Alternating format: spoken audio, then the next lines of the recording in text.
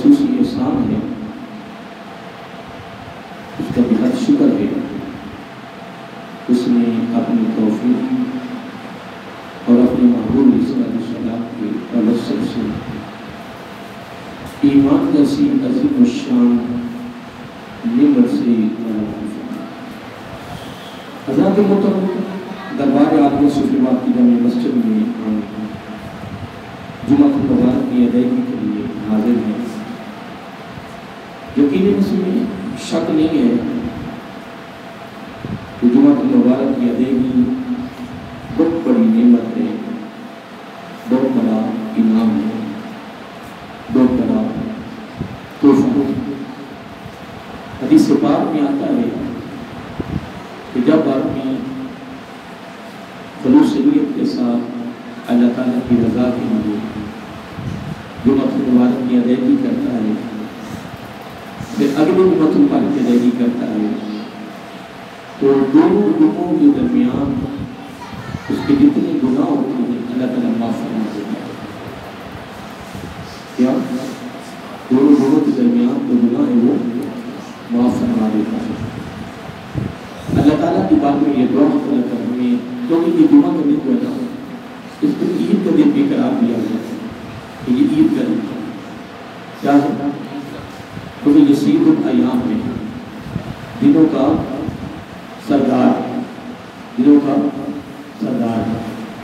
تو اللہ کو محترم تقویٰ کے اثرات کے حوالے سے میری گفتگو شروع تھی، اور شوال محرم کے مہینہ میں ہم نے صلہ رحمی کے حوالے سے، حسن سلوک کے حوالے سے، ایک دوسرے کے ساتھ محبت، پیار اور قرب کے حوالے سے میں نے شوال محرم کے 4 دنوں پر میں نے گفتگو کو جاری رکھا، اور ایک ادنا سے طالب علم سے جو ہو سکا میں نے روزمرہ کے معاملات کے حوالے سے میں نے گفتگو کی کہ ہمارے درمیان جو لڑائیوں کی، جھگڑوں کی، اختلافات، منافقت طور پر یہ جو پیدا ہو چکا ہے نا، یہ ہمارے لیے نقصان ہے۔ کیا ہے؟ ہمارے لیے نقصان ہے۔ اللہ تعالیٰ چاہتا ہے کہ میرے بندے جو ہے نا یہ جڑ کے رہے۔ حضور نبی کریم علیہ السلام کی بھی تمنا یہی ہے کہ میری امتی آپس میں جڑ کے رہے۔ تو مجھ سے جو ہو سکا میں نے، ویسے تو یہ موضوع بڑا وسیع ہے، اس موضوع کو لینے وہ سمندر ہے بےقرار، لیکن ہر عالم دین، ہر اہل علم جس موضوع پر بھی گفتگو کرتا ہے وہ اصول برکت کے لیے، اپنی حاضری لگوانے کے لیے تب تک باتیں اس موضوع کی مناسبت سے کرتے ہیں۔ تو پھر اس مہینے میں، ذکر کے مہینہ میں نے تقویٰ کے اثرات کے حوالے سے گفتگو کا آغاز کیا تھا، اور 2 دنوں پر میں نے گفتگو کی، تو پھر میرے دل میں یہ خواہش پیدا ہوئی کہ ایک جمعہ جو ہے وہ حج کے لیے مخصوص کر دیا جائے۔ حج کے فضائل بہت زیادہ ہیں، حج کے مسائل بہت وسیع ہیں، پھر مکہ المکرمہ کے فضائل، مدینہ المنورہ کے فضائل اجمالی طور پر بہت زیادہ ہیں، پھر جو مقامات مکہ المکرمہ میں ہیں، مدینہ المنورہ میں ہیں، یعنی انفرادی طور پر ان کے فضائل بہت زیادہ ہیں، فضائل ہیں، مسائل ہیں، اجمالی ہیں، انفرادی ہیں، متصیر ہیں، لیکن ہم نے صرف اصول برکت کے لیے، یاد دہانی کے لیے چند ایک باتیں حج کے موضوع پر، چند ایک باتیں صرف آگاہی کے لیے، اس کے لیے آگاہی کے لیے پھر قرآن مجید کو صحت کریمہ کے حوالے سے ہم نے بیان کیا کہ حج کن پر فرض ہے، حج کن پر فرض ہے، کن پر فرض نہیں ہے، اس کے حوالے سے میں نے چند ایک باتیں کی۔ اب اللہ تعالیٰ کی بات میں یہ دعا ہے، اللہ تعالیٰ ہم سب کو حج بیت اللہ کی سعادت نصیب فرمائے۔ اب آئیے میں بڑے اختصار کے ساتھ حاضری لگوانے کے لیے مدینہ المنورہ کی حاضری کے حوالے سے 2 باتیں جو اللہ تعالیٰ کی توفیق سے میری زبان پر آنے والی ہے وہ آپ تک پہنچ رہی ہیں۔ اکثر لوگوں کا ذہن ہوتا ہے، اور یہ بات میری قابل توجہ ہے جو میں کرنا چاہتا ہوں، لیکن میں نے تو آج تک کسی کی بات کی نفی نہیں کی ہے اور بات کو رد بھی نہیں کیا ہے اور نہ ہی کرنے کو دل کرتا ہے۔ کئی لوگ جو ہے نا وہ بڑے ذوق میں، بڑی محبت میں، بڑے عشق میں وہ بات کرتے ہیں، ہم عمرہ کرنے گئے نا تو ہم مکہ المکرمہ میں نہیں جاتے، پہلے ہم یہاں سے فلیٹ لیتے ہیں مدینہ المنورہ، ہم پہلے سرکار کی ماتا کی حاضری دیتی ہیں اور وہاں کی حاضری دے کر پھر ہم عمرہ کرنے جاتے ہیں۔ ایک محبت کی بات ہے، یہ بندے کے عشق ہے، اس کی ایک لگن ہے، اس کا ایک پیار ہے، اور اس کی کوئی تردید نہیں ہے، اس کی کوئی نفی نہیں ہے کہ ہم اس کی نفی کریں۔ لیکن اگر حقیقت دیکھا جائے نا، حقیقت کو، تو حقیقت یہی ہے، کمال یہی ہے کہ پہلے وہ عمرہ کریں۔ کیا کریں؟ پہلے وہ عمرہ کریں، کیونکہ جس طرح اعلی حضرت علیہ رحمۃ حاجیوں اور شہنشاہ کا روضہ دیکھو، کعبہ کو دیکھ تو کیوں، اب کعبے کا کعبہ دیکھو، غور سے سن رضا، کعبہ سے آتی ہے صدا، میری آنکھوں سے میرے پیارے کا روضہ دیکھو۔ آپ بشیر بھی ہے، بڑا خوبصورت ہے، ایک وقت کے مجدد، ایک وقت کے محدث، ایک وقت کے مفسر، کثیر کتابوں کے مصنف، ایک عظیم علمی شخصیت اور عاشق رسول صلی اللہ علیہ وآلہ وسلم، انہوں نے بھی اس بات پر ہمیں آگاہ کیا ہے کہ ڈائریکٹ نہ جائیں، ان بندے کی اپنی تمنا ہے، میرا عشق ہے، تمہارا عشق ہے، اس کی کوئی تردید نہیں ہے، میں یہ بار بار بات کر رہا ہوں، اس کی کوئی نفی نہیں ہے۔ اگر کوئی عشق میں جا رہا ہے تو اس کو جانے دو، ہم اس کی تردید کیوں کریں، اس کو کیوں رد کریں، اس کا دل کیوں دکھائیں، اس کے ذوق ہے، اس کی لگن ہے، اس کی محبت ہے۔ پچھلے دن میں ایک میرا بیان تھا، آج پر بیان کیا تھا، کافی علماء کرام، بڑی بڑی علمی شخصیات بیٹھی تھی، تو بیان کے بعد بھی ایک شخص نے کہا کہ جی کیا بات ہے، یہاں سے انسان سیدھا مدینہ المنورہ جائے، پہلے سرکار کی بارگاہ کی حاضری دے، پھر عمرہ کرنے جائے۔ میں کہ بالکل ٹھیک، اس میں کوئی شک نہیں، اور میں نے کوئی بات نہیں، میں نے کہا اس نے ذوق میں بات کی ہے، اس نے محبت میں بات کی ہے، اس نے پیار میں بات کی ہے، تو کوئی بات نہیں، کیا کوئی بات نہیں۔ لیکن اب میں یہاں دربار عالیہ صوفیہ آباد کی جامع مسجد بھی ہے، میں بھی آپ سے تبادلہ خیال کرنا چاہتا ہوں، کر لینا، کیا لینا، میں تبادلہ خیال کرنا چاہتا ہوں۔ بات یہ ہے کہ ہمارا کس دوران لوگ کیا ہم گناہگار ہیں، سیاکار ہیں، اور ہم یہ بھی دعویٰ نہیں کر سکتے کہ ہم عمرہ کرنے کے بعد پاک ہو جائیں گے، مطلب عمرہ قبول ہو جائیں گے، مطلب توبہ قبول ہوئی ہے یا نہیں ہوئی ہے، مطلب رونا دھونا قبول ہوا یا نہیں ہوا، یہ بھی کوئی بات نہیں ہے، کوئی یہ شرط نہیں ہے۔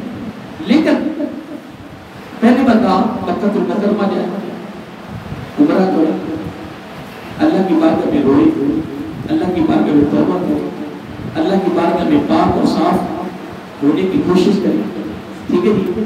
پھر اے جناب توبہ کر کے پاک صاف امید ہے نا، بولیے، تو یہ ساری دنیا میں یقین اور امید پر چل رہی ہے نا، اور نفس مطمئنہ جو ہوتا ہے نا، وہ نیکی جو نفس لوامہ نیکی کرواتا ہے، اور نیکی کے بعد نفس مطمئنہ اطمینان دلاتا ہے۔ نفس ہمارا بدبخت ہے نا، ان النفس لامارۃ بالسوء، کا ظالم ہے، وہ گناہ کرواتا ہے، اور گناہ کروانے کے بعد پھر شرمندہ بھی کرتا اسے، ندامت دلاتا اسے، پشیمان کرتا، پریشان کرتا اسے، یہ نفس ہمارا۔ لیکن نفس لوامہ، ویسے تو بندے میں 7 نفس ہیں، کتنے؟ لیکن یہ مشہور ہے، نفس لوامہ بندے کو ایک بندے سے نیکی کرواتا ہے، نیکی کی ترغیب دیتا ہے، نیکی کی طرف راغب کرتا ہے۔ جب بندہ نیکی کر لیتا ہے نا تو بندہ سوچ رکھ بندی قبول ہوئی ہے یا، تو اللہ تعالیٰ نے اس کے تعاون کے لیے ایک معامل کے طور پر اطمینان کے لیے نفس مطمئنہ رکھا ہے، پھر وہ اسے اطمینان دلاتا ہے کہ یار آپ یقین کریں، پریشان نہیں ہونا، آپ کی نیکی قبول ہو گئی۔ تو میں عرض کر رہا تھا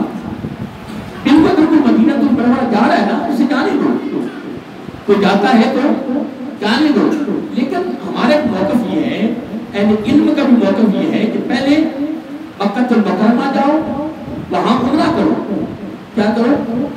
وہاں عمرہ کرو، اللہ کی بارگاہ میں توبہ کرو، جتنا بھی ہو سکے سب کی توبہ کرے، توبہ کا نصوحہ کرے، کوشش کریں اپنی طرف سے جی بھر کے اپنے آپ کو صاف کرنے کی کوشش کریں، پھر غسل کریں، پھر اس بعد نئے کپڑے پہنے، پھر خوشبو لگائیں، پھر نفل سفر کے نفل پڑھیں سنت کے مطابق، پھر سرکار کی بارگاہ کی حاضری، یعنی اس طرح ہو کر پھر حضور نبی کریم علیہ السلام کی بارگاہ کی حاضری، کمال یہ اصل میں۔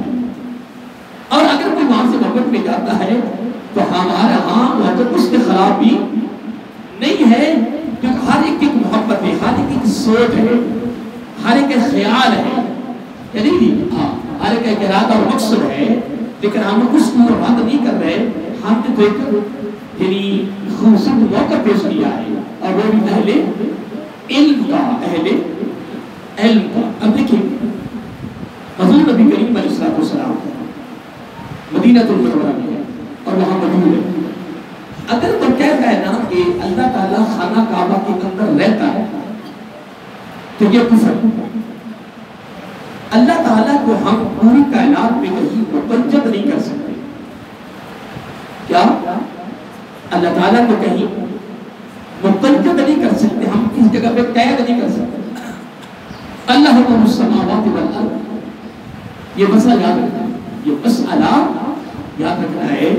اگر کوئی کہہ کہ اللہ تعالیٰ خانہ کعبہ میں رہتا ہے تو یہ کفر ہے، یہ کہتے یہ نہیں کہنا۔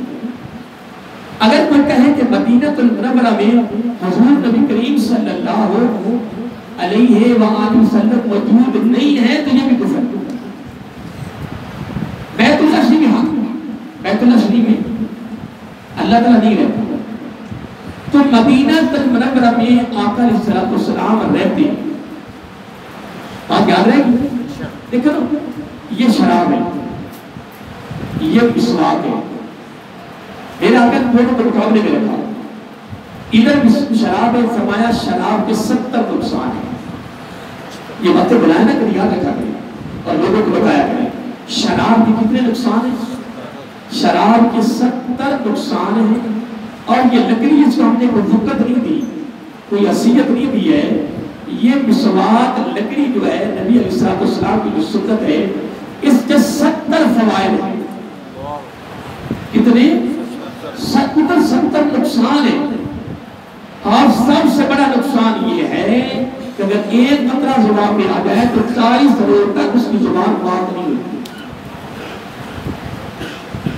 ماد اللہ تعالیٰ، اور ادھر آ جائے، ادھر میں نے ایک بڑا نقصان بیان کیا، ادھر 70 فوائد میں سے سب سے بڑا فائدہ یہ ہے، اگر کوئی سنت سمجھ کے آقا علیہ السلام کی سنت سمجھ کے مسواک کرتا رہے پوری زندگی، پیار کرے مسواک کے ساتھ، تو بغیر کلمے کے وہ نہیں بنے گا، اس کا خاتمہ بالخیر ہوگا، خاتمہ بالایمان ہوگا، اور ایمان کے ساتھ اس پر موت آئے گا۔ تو آقا علیہ السلام نے فرمایا کہ جو ایمان کے ساتھ جاتا ہے، کلمہ پڑھتا ہو دنیا سے جاتا ہے، پھر آقا علیہ السلام نے 3 مرتبہ فرمایا وہ جنتی ہے، وہ جنتی ہے، وہ جنتی ہے۔ اب ہمارے پکے والی بازی جو ہے، میرا یہ موضوع نہیں ہے، میں ایک مثال دے رہا ہوں، کہتے ہیں مسواک بڑا وسیع موضوع ہے، اس کے بڑے فضائل ہیں، صحابہ کرام میں سے کسی مجبوری کی بنا پر، قرآن پڑھ کے نہیں، کسی مجبوری کی بنا پہ مسواک نہیں ملی، سفر میں چلے گئے مسواک کر رہے ہیں، بغیر مسواک کے اگر ایک نماز پڑھی تو ان کا اتنا رونا تھا جس طرح گھر میں کوئی فوت ہو گیا، ان کی جماعت رہ جاتی اس طرح روتے ہیں جس طرح گھر میں کوئی فوت کی ہوگی ہے۔ اندازہ لگائیں جو ہمارے مطابق کوئی وقت ہے ہی اس کی۔ اگر دیکھیے، اگر آپ غور کریں کہ وَرْكَعُوا مَعَ الرَّاكِعِينَ، جو اللہ تعالیٰ خود فرماتا ہے رکوع کرو، رکوع کرنے، اس کا مطلب یہ ہوا کہ باجماعت نماز پڑھنا اللہ تعالیٰ کا حکم ہے، تو جس عمل کی یعنی حکم اللہ تعالیٰ کر رہا ہے اس عمل کا رب کی بارگاہ میں مقام کیا ہوگا؟ یہ ایک بات بتا دوں، آپ نے بات بتا کیا کہ جس عمل کا حکم رب فرما رہا تو وہ اللہ تعالیٰ کو کتنا پسند ہوگا۔ تو جب آپ جماعت نہ دیکھیں، میں مدینہ المنورہ کی بات بات کرنا چاہتا ہوں اور میں وہی کر رہا ہوں۔ مدینہ المنورہ میں حضرت عمر فاروق اسکلانی رضی اللہ تعالیٰ خود اس کی راوی ہے، بڑی بات سننے والے تو طلب ہے جو میں نے جماعت جوہر کو کی کتاب دی ہے، مثال دی ہے۔ اب دیکھیں مدینہ المنورہ میں تھوڑے سے حالات عجیب ہو گئے، چیزوں کی کمی آ گئی۔ حضرت عمر فاروق رضی اللہ عنہ خود اس کے راوی ہیں۔ اب بات بڑی توجہ طلب ہے۔ آقا علیہ السلام نے فرمایا پریشان نہیں ہونا، بس ایک کام کریں۔ کیا؟ ایک کام کریں، جب بھی آپ نے بیٹھ کے کھانا کھانا ہے، کیا؟ جب بھی آپ نے بیٹھ کے کھانا کھانا ہے تو آپ نے مل کے کھانا۔ پورے مدینہ المنورہ میں یہ آپ نے اعلان فرما دیا، اعلان کروا دیا۔ جب مدینہ المنورہ میں جو کمی آ چکی ہے نا، اس کا مطلب یہ ہے کہ یہ عمل بھی ہمارے لیے سبق ہے۔ اس دور میں یہ عمل، یہ فعل، یہ حکم اور یہ تعلیم، یہ ہمارے لیے خصوصی ایک سبق ہے، درس ہے۔ اب اس کی ایک اور مثال دیتا ہوں۔ صحابی آئے آگے عرض کرتے ہیں خدا کا امین ہوگی یا رسول اللہ صلی اللہ علیہ وسلم، گھر کے حالات اچھے نہیں ہیں، گھر کے حالات سنگین ہو گئے، دعا فرمائیں۔ اب دعا دینے کے گھر کے حالات بہتر ہو جائے۔ آقا علیہ السلام نے یہ باتیں سننے کے لیے نہیں ہے، یہ باتیں بڑی خوبصورت ہیں، بڑے خوبصورت ہیرے ہیں، یہ ہماری کامیابی ہے، ہماری کامیابی ہے، اس میں ہماری عزت ہے، اس میں ہمارا وقار ہے، اس میں ہماری فتح ہے، اس میں ہمارا غلبہ ہے، اس میں ہماری بخشش ہے، اس میں مغفرت ہے، اس میں اللہ تعالیٰ کے رسول صلی اللہ علیہ وسلم کی محبت و پیار ہے۔ اب سنیے، یہ بھی حالات خراب ہے کہ آقا علیہ السلام نے فرمایا حکم کرو کہ گھر میں جب بھی کھانا کھانا ہے تو میں نے بیان کر دیا، پتہ نہیں آپ کو یاد ہوا نہیں ہوا، سارے بیٹھ کے کھانا کھائیں، الگ الگ نہ کھائیں، سارے ملے جوڑ کے بیٹھے، دسترخوان بچھانا، پورے گھر والوں کا مل کے کھانا کھانا، یہ میرے آقا کی سنت ہے۔ اس وقت میں مثال دینا چاہتا ہوں، بڑی آگے بڑی پیاری مثال آئی۔ صحابی آئے آگے کہتے ہیں یا رسول اللہ صلی اللہ علیہ وسلم، گھر کے حالات اس وقت صحیح نہیں ہے، درست نہیں ہے، تو دعا فرما دی کہ میرے گھر کے حالات خوبصورت ہو گئے۔ آقا علیہ السلام نے بھی کمال کر دیا، فرمایا گھر میں کھانا کیسے کھاتے ہو؟ کیا گھر میں کھانا کس طرح کھاتے ہو؟ اب کیا کھانا تو بس جو آیا وہ کھا لے، جو آیا وہ کھا لے، کس طرح ترتیب جانتے گئے، جس طرح ہمارے گھروں میں کاموں میں چل گئے ہوتے ہیں، ایک پہلے آ گیا تو 2 گھنٹے کے بعد آ گیا تو 2 گھنٹے کے بعد آئے گا، سن گیس لگے میں آدھا روٹی بتائی سالن گرم کیا کھلا دیا، پھر وہ ایک نئی شیرنی نکل آئی ہے، اس کے اندر سالن کو گرم ہو جائے، گوشت کے اندر نقصانات ہی بہت زیادہ ہے بندے کی صحت کے لیے، لیکن ہم نے تو سہولت دیکھنی ہے نا۔ ایک بندہ کہتا ہے کہ میں بھینس کا دودھ نہ بالکل سامنے بیٹھ کے میں جناب دودھ لے کے آتا ہوں، میرے سامنے وہ دودھ ہوتا ہے، کوئی اس میں پانی نہیں ہوتا، میں بالکل ٹھیک ہے، مگر دل مطمئن ہے۔ میں نے کیا اگر نیچے سے دودھ آیا ہے اس میں 1 کلو میں 5 کلو پانی ڈال دو، 10 ڈال دو، 15 ڈال دو، اگر تو اس دودھ کی طاقت نکل گئی ہے تو ویسے بتا دو، پانی کی کیا ضرورت ہے کہ اس کی طاقت کو باقی نہ جب کہ پانی کا ملانا شریعت نے منع فرمایا، کیونکہ اللہ تعالیٰ فرمایا لبنا خالصا، میں تمہیں خالص دودھ دے رہا ہوں۔ کیا بولیے؟ گوبر ایک سیٹ پہ جا رہا ہے، پیشاب ایک سیٹ پہ جا رہا ہے، خون ایک سیٹ پہ جا رہا ہے، اندازہ لگائیں کہ اس باٹی میں سے اللہ تعالیٰ سفید میٹھا شفاف خوبصورت دودھ تمہیں خوراک کے طور پہ دے گا، باقی اس میں سے کریم ملاؤ، نکالو، کیمیکل ملاؤ، پانی ملاؤ، وہ تمہاری بات بختی ہے، تمہاری بات نصیبی ہے، جتنا کر لو گے راتوں رات خرچوں کے مالک بھی بن جاؤ گے۔ روٹیاں پھر بھی 2 ہیں، جس سے بناپنے کی کپڑے کی ضرورت ہے، مرنے کے بعد چاہتے 2 ہی، بس ایک لوٹ مار، بس میں بات کر رہا تھا، میں کہتا کہ میں نیچے سے دودھ لے کے آتا ہوں، میں کہتا بالکل ٹھیک ہے، اس میں کوئی شک نہیں. میں کہا جناب تو نیچے سے دل کو تسلی ہو گئی. میں کہا کھاد سے یہ پاک نہیں ہے, کھاد سے یہ پاک نہیں ہے, ٹھیکے سے یہ پاک نہیں ہے. تو نیچے سے بھی دودھ لا رہا ہے نا 120 کا 40 کا 50 کا کہ نہیں جی, اور وہ اس کے اندر بھی بیماری ہے. نہیں کوئی ہاتھ کھڑے کر کے بتایا کہ نہیں بیماری, تو دل کو تسلی دے رہا کہ میں نیچے سے لے کے آ رہا ہوں. اس وقت جو ٹیکہ وہ لگا دیا ہے کہ جو نیری بیماری, کھاد نیری بیماری, کون سی خوراک ہے جو بندے کی عزت نہیں ہوتا ہے. اور ایک علیحدہ موضوع ہے, اس کی طرف نہیں جا رہا. حضور نبی کریم علیہ الصلوۃ والسلام کا کھانا کیسے کھاتے ہیں؟ اللہ کا کھانا تو بس الگ الگ. پھر آقا علیہ الصلوۃ والسلام فرمایا اگر تو یہ چاہتا میرے گھر کے آؤ, دیکھو یہ کتنا خوبصورت ہیرا, سبق ہے, درس ہے, فکر ہے ہمارے لیے. اگر اس کو یہاں رکھ کے چلے جائے گھر میں, پھر تو گھر کے نام بہتر نہیں ہے, یہ ہو گیا ہے, وہ ہو گیا ہے, تو قصور کس کا؟ قصور تو ہمارا ہے, بدبختی تو ہماری ہے کہ قرآن سنت کی خوبصورت تعلیمات سننے کے باوجود تو عمل نہ کرے.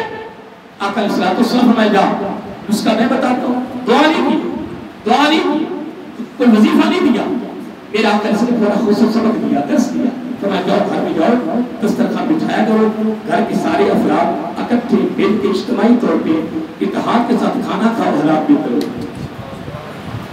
کیا نہیں میں بات اچھی کی ہے نا, میں نے اچھی بات کی ہے. میں یہاں کتنے سال ہو گئے جماعت شروع ہوئے, 3 سال ہو گئے. آپ اس بھی لوگ بقیدگی سے آ گئے. میں نے کبھی کہا کہ تم سبحان اللہ کرو, بولیے. کبھی میں نے کہا ہاتھ کھڑے کرو, کبھی میں نے کہا نعرے لگاؤ. میری عادت ہے. مجھے اپنی مسجد 35 سال ہو گئے. حضرت صاحب جاتے ہیں, ہمارے کتنے بڑے بڑے پروگرام ہوئے ہیں, پروگرام جہاں بھی میں کم سے کم 25 سال سے ویسے تقریر کرنے آ رہا ہوں. دعائیں کرتا ہوں, میری عادت ہی نہیں, میں اس چیز کا ویسے مخالف ہوں. ہم کیوں کہ کسی کو, لیکن ہماری عادت بات یہ ہے کہ جب ہمارا مکان اچھا بنے تو جناب کوئی ہمارا چالی بات سبحان اللہ ماشاء اللہ سبحان اللہ ماشاء اللہ, جب قرآن کی بات آ جائے یا حدیث کی بات اچھی آ جائے, سمجھ گئے نا میں کچھ کہہ گیا. بات بڑی خوبصورت آئی تھی, پر 2-3 دفعہ کہہ کے سبحان اللہ, باقی اگر سنتے گئے گا ٹھیک الحمدللہ. ادھر ہی ہے نا, اب پریشان ہے میں کیا کہہ گیا. میرا آقا علیہ السلام نے فرمایا آج کے بعد تم نے گھر میں دسترخوان بچھا کے اکٹھا کھانا کھانا ہے, تیرے گھر کی حالات بہتر ہو گئے, تیرے گھر کی حالات بہتر ہو گئے. آقا علیہ السلام نے اعلان کروایا مدینہ المنورہ. تجھے کہا کہ بات سنو, یہ ایمان ہے. میں کہتا ہوں میں بھی ایماندار, ایماندار, حضرت صاحب ایماندار, ایماندار, ایماندار, سب ایماندار. آقا علیہ السلام نے فرمایا کہ قیامت کے قریب ایمان کو خطرہ ہوگا. کیا ایمان کو خطرہ ہوگا؟ پوری دنیا سے ایمان سمٹ کر مکہ المکرمہ اور مدینہ المنورہ کے درمیان آ جائے. پوری دنیا سے ایمان سمٹ کر دونوں حرموں کے, وہ بھی حرم ہے وہ بھی حرم ہے. اس کو حرم بنانے والا کون ہے؟ اللہ کا نبی, اللہ کا پیغمبر حضرت ابراہیم علیہ السلام. اللہ تعالی نے بنایا ان کی دعا. وہ حرم ایسی حرم ہے. مدینہ تو منورہ کو میرا آقا سے پتہ کیا فرمایا اس کو میں حرم بنا رہا ہوں. حلال حرام کا سارا نظام اس کے ہاتھ میں ہے, سارے کو تو وہ کرتا ہے. لیکن خدا کی عزت کی قسم جب زبان نبوت سے کوئی جملہ نکل جاتا ہے رب اسی طرح بنا دیتا ہے. میرا آقا علیہ السلام نے فرمایا میں اس کو حرم بنا رہا ہوں.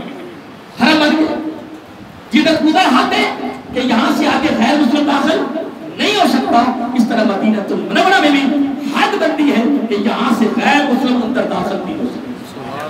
میں جب سرسانے میں خدام میں واقع تو خدمت کرتے اس میں حاضر تھی 5 ماہ میں رہا, اور یہ سچا واقعہ میں کر رہا ہوں.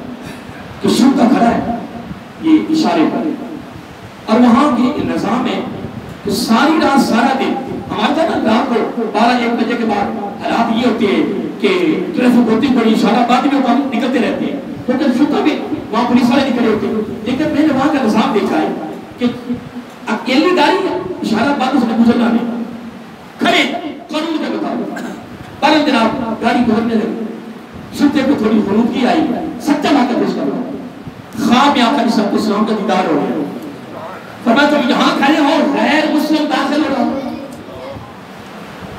اور آپ اور میں پتہ نہیں ہمارے عقیدے کو کیا ہو گیا، ہمارے عقیدے کہاں سے کہاں چلے گئے. حضور نبی کریم اسلام کا دیدار ہوا. نور الدین سنگی رحمت اللہ تعالیٰ کو میرا آقا کیوں دیدار کرواتے رہے؟ میرا آقا حیات ہے، میرا آقا زندہ ہے، میرا آقا جب چاہے بیداری کی حالت میں دیدار کروا سکتے ہیں، جب چاہے خواب میں بھی دیدار کروا سکتے ہیں، اور ہوتے رہے. کتابیں بھری پڑی ہیں. امام الجلاد السیوطی نے نام کو جس نے 70 لکھا کہ 72 لکھا، اور ایک وہ پوری دنیا کے محقق بڑے مستند وہ بڑے امام علمی شخصیت، انہوں نے 106 مرتبہ لکھا ہے کہ نبی پاک کا اس طرح جاگتے ہوئے 106 مرتبہ دیدار ہوا، اور پونے 300 مرتبہ خواب میں دیدار ہوا. انہوں نے 10 کتابیں لکھی نبی پاک کی والدہ کی محبت میں، اور 650 کتابوں کے مصنف ہیں عربی میں. حضرت امام جلال الدین سیوطی رحمت اللہ تعالیٰ 10 کتابیں لکھی ہیں نبی پاک کے والدین کی محبت میں. اور کئی وہ لوگ بھی ہیں کہ وہ جو حدیث سے نکال کے دیکھیں نبی پاک کے والدین ایماندار نہیں ہے، یہ اللہ کی بندو، ان جھگڑوں کو چھوڑ دو یار، ان بحثوں میں نہ جاؤ یار، یہ باتیں چھوڑ دو، اس امت میں اختلاف نہ ڈالو، اس امت کو کسی جگہ پہ نہ چلاؤ، اس امت کے اندر محبت پیدا کرو، پیار پیدا کرو، اس کے اندر اچھے فضائل بیان کرو. کیوں ترکیبی باتیں کرتے ہو یار، لوگوں کے ذہن خراب کرتے ہو. میرا آقا صرف دیدار کروایا، فرمایا تو یہاں کھڑا اور غیر مسلم داخل ہو رہا. جناب بیدار ہوا، جناب اس نے بیک اپ ہوئی اور ایک گاڑی جا رہی تھی، اس نے اس کا تعاقب کیا، گاڑی کو روکا. جب گاڑی روکنے کے بعد پتا چلا یہ مذہب کا ہندو ہے. یہ سنستانے میں جب وہاں تھا خدا میں، یہ اس وقت کا واقعہ، میں اپنی ڈائری میں یہ واقعہ لکھا. اور ایک شخص میرے ساتھ کسی اور مسئلے کا تھا، میں تو یہ باتیں کبھی نہیں کی، میں سے بات کر رہا ہوں. میری ڈیوٹی چھت پر تھی، ہم تہجد کی نماز پڑھی تو کچھ جگہ پہ بحث ہو گئی. یکدم پینٹنت الوکیل کی طرف سے نا ساتھ، میں نے ڈائری میں کہنا لکھا، وہ بندہ دعا پھیلا یونیورسٹی میں ابھی ملازم ہے، 1-2 سال اس کے رہ گئے، ریٹائر ہو گئے. 7 بندے آئے، کتنے؟ بولیے 7 ہوئے، پورے لگتے ادھر سے آئے ہیں. میں بھی کب نظر پڑھنے کا جلسہ وہ دیکھو کیا 7 آئے چمک رہے ہیں، اور یعنی گنبد خضرا کے 7 چکر لگائے، اور وہ میرے ساتھ ساتھی دیکھ رہا ہے. بڑے خوبصورت چھوٹے پرندے لیکن پورے رنگ کے تھے، لیکن چمک رہے تھے. 7 چکر لگائے، وہاں سے ایسے نکلے اور باب فاس سے قبلے اور کی طرف جا رہا دیکھ رہے، ایسے چلتے چلتے چکاتا بغائے وہ. میں نے کہا یہ منظر کیا؟ میں نے کہا ہمیں چیزوں کو ہی سمجھ سکتے، ہمیں چیزوں کو. اب وہاں جو روشنی ہے مدینہ المنورہ میں 24 گھنٹے بڑی روشنی ہے، وہ روشنی اپنی جگہ پہ ہے، لیکن اللہ تعالیٰ کے نور کی بارش ہو رہی ہونے گا، وہ آنکھوں میں نظر آتی ہے. اس لیے بہت ٹائم بھی ہو گیا ہے.